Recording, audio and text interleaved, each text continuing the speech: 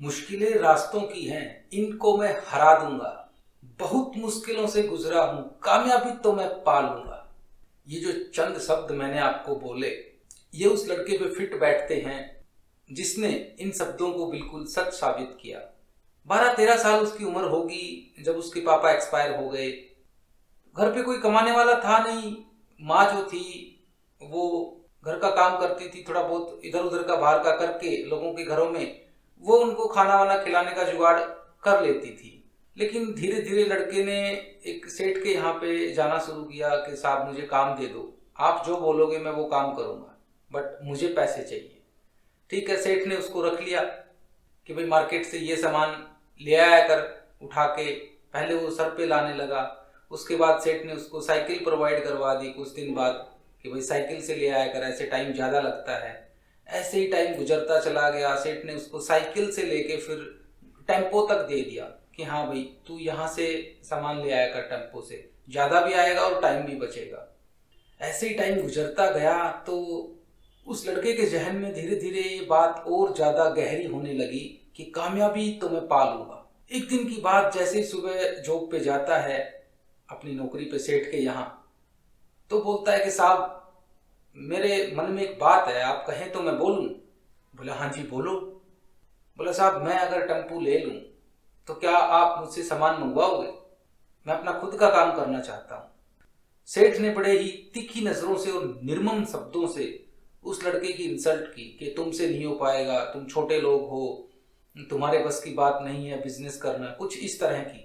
लड़के ने चुपचाप सुना और अपने काम पे लग गया। लेकिन जैसे ही शाम होती उसके जहन में ये सेठ की जो बातें थी और ज़्यादा उसको परेशान करने लगती, और ज़्यादा उसको गुस्सा आने लगा कि यार क्या मैं अपना खुद का टेम्पो नहीं ले सकता? क्या मैं खुद की अपनी मंजिल नहीं बना सकता, नहीं पा सकता?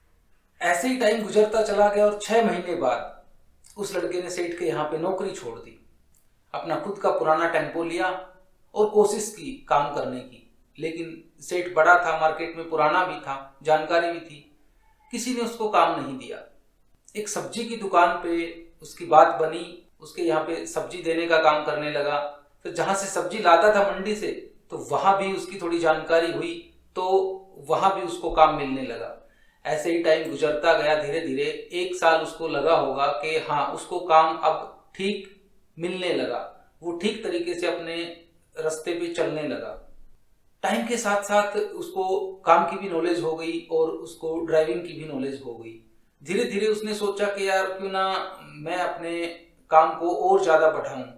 और हाँ, उसने किया भी वैसा ही, बिकॉज ऑफ कि वो ईमानदार था, अपने काम को लेके उसमें उत्साह था, उसमें जुनून था, और सेठ की जो कही हुई बातें थी जहन में उसने हमेशा रखी।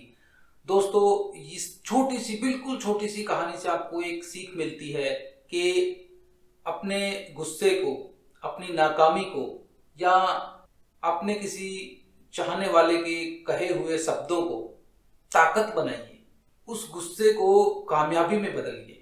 देखिए, हम सबकी लाइफ में ऐसा होता है, मेरे साथ भी हुआ है, आपके साथ भी हुआ होगा कि हमारे चाहने वाले, हमारे परिवार वाले, या हमारे दोस्त या हमारे रिश्तेदार, जब भी आप कुछ अलग करने की सोचते हैं, अपने मन की करने की सोचते हैं, तो आपको सबसे ज्यादा यही मिलता होगा रिप्लाई कि तुमसे नहीं हो पाएगा, तुम्हारे बस की बात नहीं है, तुम्हारे बाप दादा ने कभी किया है, या तुम इसके काबिल नहीं हो। इस तरह के जवाब हमें मिलते हैं। दोस्तों, मेरा यही कहना है कि उस नाकामी को, उन शब्दों को अपने जुनून में बदलिए। खुद से पूछिए कि हाँ क्या मैं कर सकता हूं। और जब आपके अंदर से आवाज आए कि हाँ यस आई कैन डू, तो मेहनत कीजिए, जुनून के साथ अपने काम में लगे रहिए। और वो दिन दूर नहीं जब दुनिया कहेगी कि हाँ यार हमें पता था तू कर लेगा, तूने कर दिखाया। मेरा उद्देश्य यही रहता है दोस्तों कि मैं आपको किसी ना किसी तरीके से कोई ना कोई कहानी सुना के आपको मोटिवेट कर पाऊँ, आपको इंस्पायर कर पाऊँ। इस कहानी से हमें 2 सीख मिलती हैं।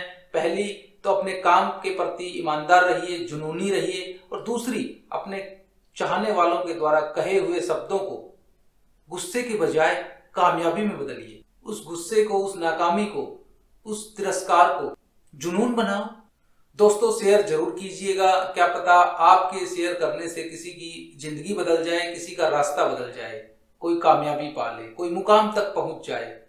चैनल को सब्सक्राइब करना, लाइक करना, शेयर भी करना। अच्छा लगे तो मुझे कमेंट करके जरूर बताना कि कहाँ आपको अच्छा लगा और कहाँ आपको